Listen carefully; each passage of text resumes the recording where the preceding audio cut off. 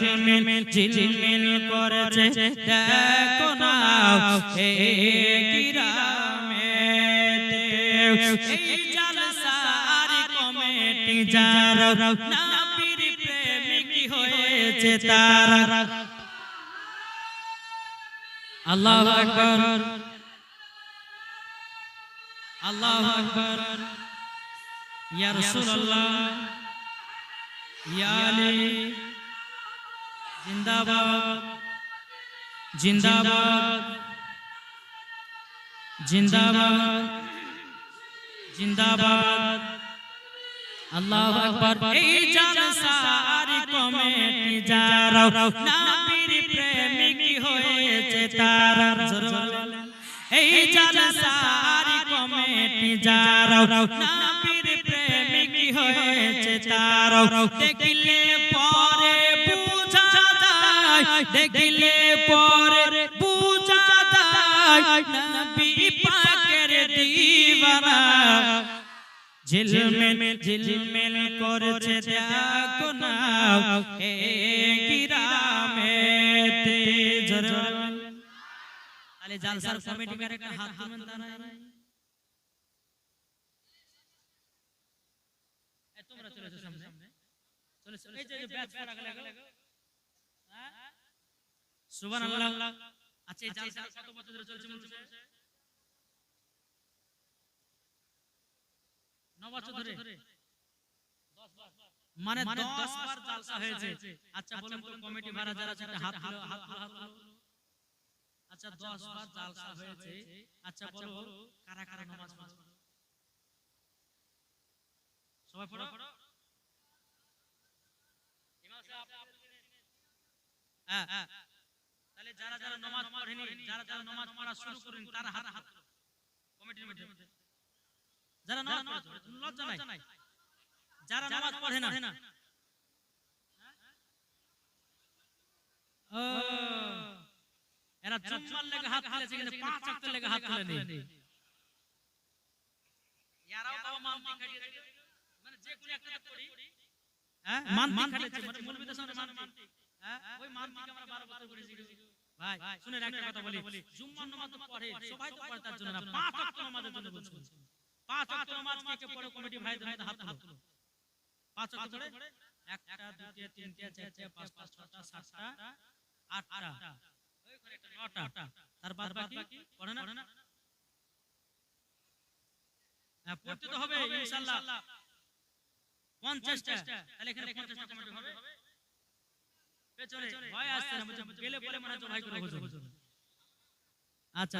তো যাই হোক আরো কমিটি ভাই যারা খাবার কথা আছে তোমরা ভালো করে শুনে নাও যারা এই জালসার কমিটি আছো সবাইকে 5 ওয়াক্ত নামাজ পড়তে হবে পড়বেন তো হাত তুলেন নারে তাকবীর নারে রিসালাত বলো নামাজও পড়বো আমার সাথে বলো নামাজও পড়বো দাড়িও রাখবো রাখবেন না এখন মনে মনে ভাবছে যে হায় হায় দাড়ি যদি রাখি তো বোর করে মার খেতে হবে হ্যাঁ দাড়ি রাখবেন না ইনশাআল্লাহ দাড়ি রাখাটা কেমন বাবা ফজিলত আপনাদেরকে বলবো জি এখন যে মহিলারা দাড়ি বালাকে পছন্দ করে না জানেন কোন মহিলা হচ্ছে জাহান্নামের লোকড়ি বুঝতে পেরেছেন এখনকার মহিলা বলতেছে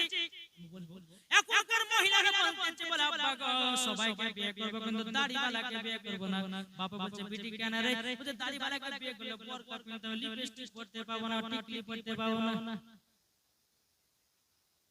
ঠিক না বুঝছেন কিন্তু ভাই আমার নবী করিম সাল্লাল্লাহু তাআলা আলাইহি সাল্লামের জামানাতে বাবাজি নবীর একজন সাহাবী ছিলেন বাবা কায়নার মুখতে একটা দাড়ি ছিল আমার নবী মুস্তাফা সাহাবীর দিকে বাবা তাকিয়ে দেখে মুচকি মুচকি হাসতেন বাবাজি সাহাবীটা বলছে যে আল্লাহ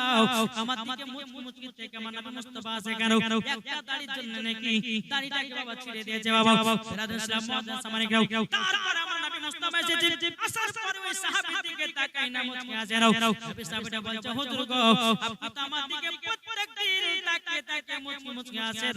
নবী গো আজকে কেন হাসছেন না বলুন নাও রাসূল ইসলাম আমার নবী বলছে গো সাহাবী তোমার মুখে একটা দাড়ি ছিল ও গো সাহাবী একটা দাড়িতে একটা নয় দুটো নয় ৭৭টা ফেরেশতারা খেলা করতেছিল আর তাদের খেলা দেখে আমি নবী মুস্তাফা মুচকি মুচকি হাসতাম দাঁড়িয়ে রাখবেন না একটা দাঁড়িয়ে ৭০টা ফেরেশতা থাকে কটা বললাম ৭০টা আমার নবী বলছেন যারা দাঁড়িয়ে রাখবে তাদের যৌবন কালো কমবে না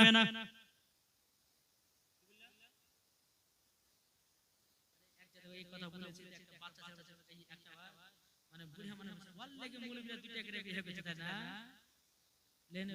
বুলাটা বাদে বলবো সেটাও বাবা বলতে দিছে না বুঝে বললে বলেছে না তাহলে মুলবিরা দাঁড়িয়ে তাহলে মুলবিরা দুইটা করে বিয়ে হয়েছে না বাপ জীবনে যদি স্বামী স্ত্রীর মধ্যে যদি আপনার ঝগড়া যদি কমাতে চান তো মুখে দাঁড়িয়ে রাখেন জি দাঁড়িয়ে রাখেন আমার নবী মুস্তাফা বলেছে যারা মুখে দাঁড়িয়ে রাখে কিয়ামত পর্যন্ত মরা পর্যন্ত তার যৌবন কাল কমবে না দাঁড়িয়ে রাখবেন না হ্যাঁ বলেন নামাজ পড়বো হাত বলেন নামাজ পড়বো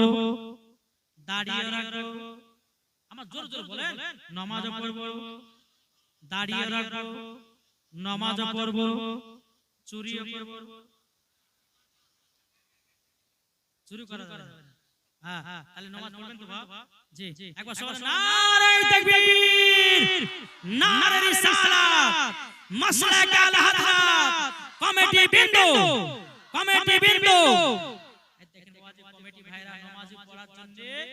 রাজি হয়ে গেছে আল্লাহ আমি গভীর রাতে এই কমিটি ভাইদেরকে নিয়ে বলছি আল্লাহ গো তাদেরকে 5 ওয়াক্ত নামাজে বানিয়ে নিন আল্লাহ তাদেরকে নবীজির গোলাম বানিয়ে নিন জান্নাতি বানিয়ে নিন জোরে বলেন আল্লাহ আমিন বাবা দে মুসলমান সোনা মানিকেরা আপনাদেরকে বলতে চাই আপনাদের ভিতরে যারা নামাজি নাই আপনারা মনে মনে নিয়ত করেন যে কাল থেকে নামাজ পড়বেন ইনশাআল্লাহ পড়বেন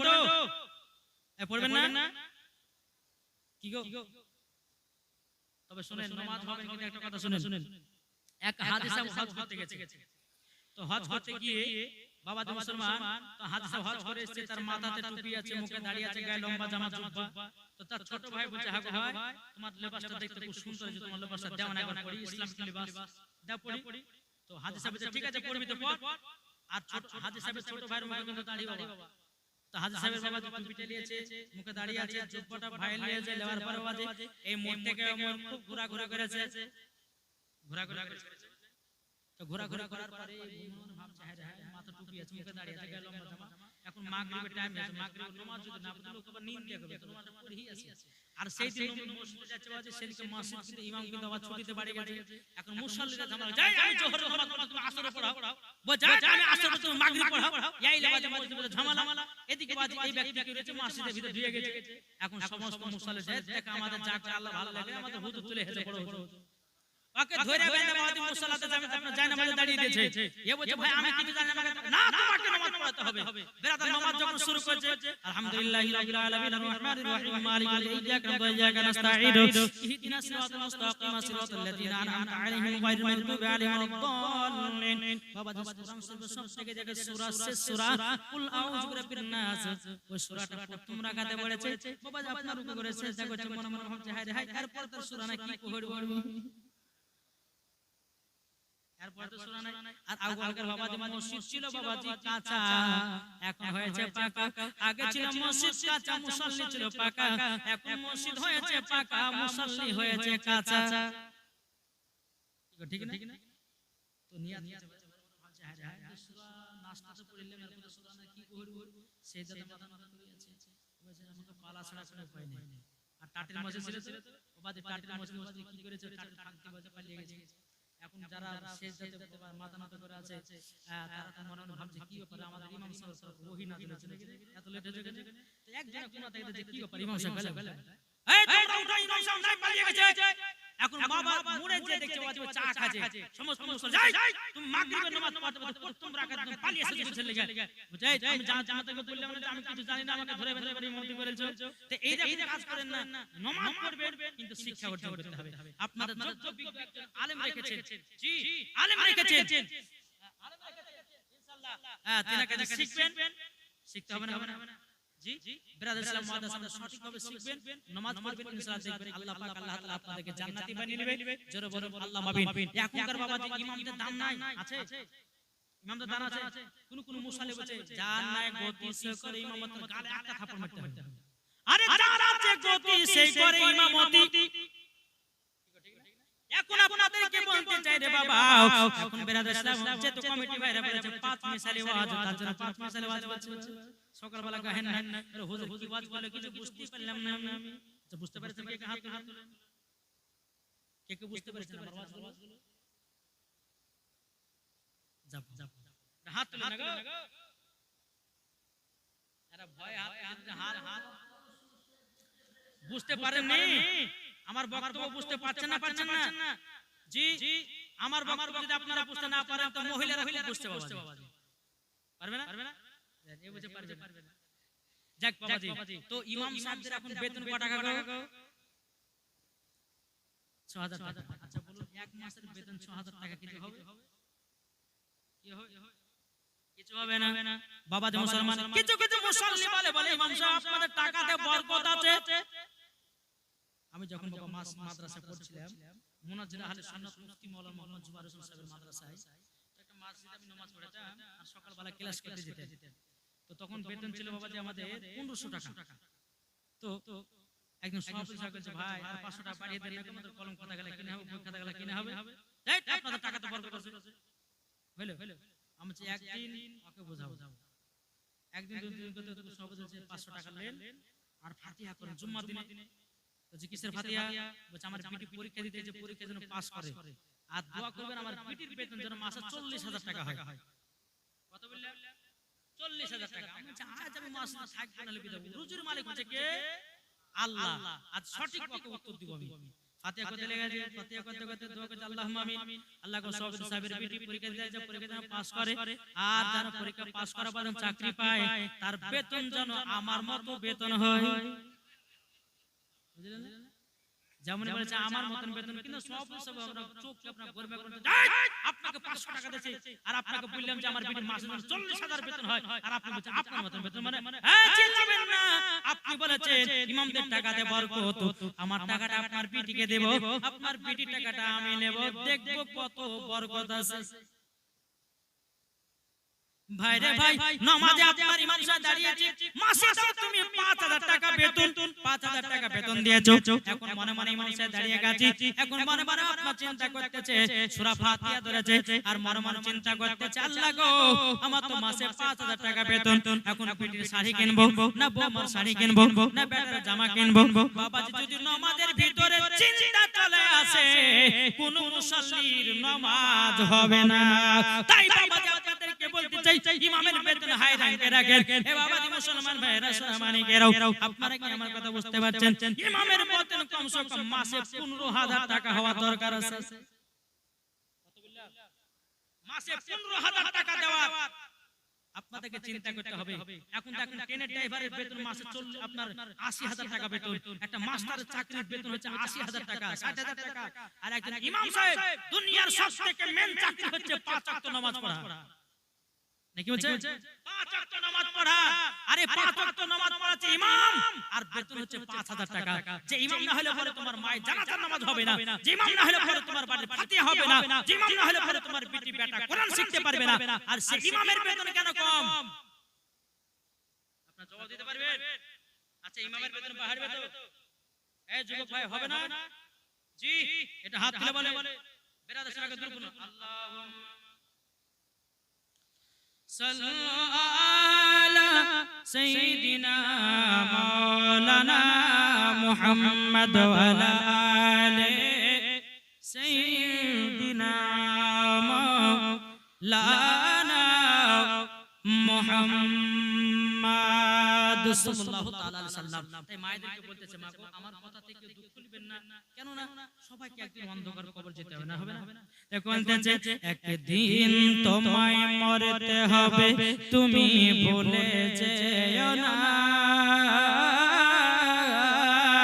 হবে মাটির বিছানা গো তোমার